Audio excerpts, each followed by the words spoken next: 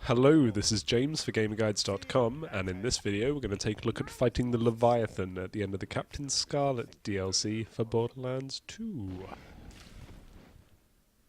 The Leviathan is the big creature defending the treasure, which is a heck of a lot of loot. And beating the Leviathan, if you're playing in single player at least, has to be a one-shot thing. If you die, it will regain all of its health, so this fight is one that you have to do perfectly.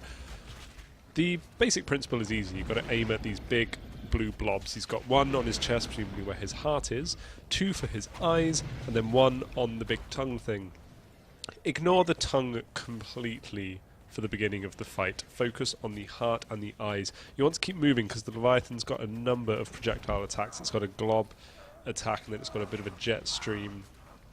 There's also, it'll throw rocks at you. But just keep moving around and take out its vulnerable blobs. Before long, sandworms will start to appear, and you actually have to fight these worms. I mean, you can also use these worms, as you see in the video, for your second wins, should you be taken down.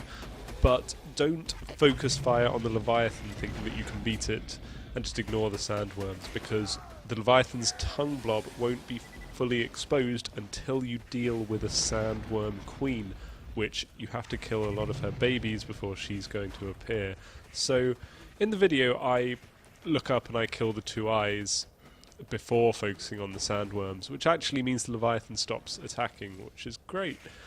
But for your knowledge, don't ignore the sandworms.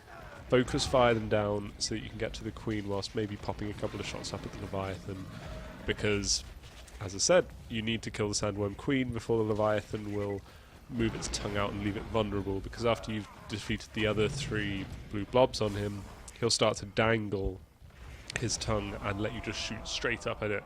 And once in that situation, you need to pay attention to when he makes an attack, because after he makes an attack, that's when he's going to move the tongue out and just look around, and that's when you need to look up and just deal the damage. But hopefully if you just watch this video you get a good idea for the rhythm of the fight. And if you need any other help with Borderlands 2, don't forget to check out the full guide on GamerGuides.com.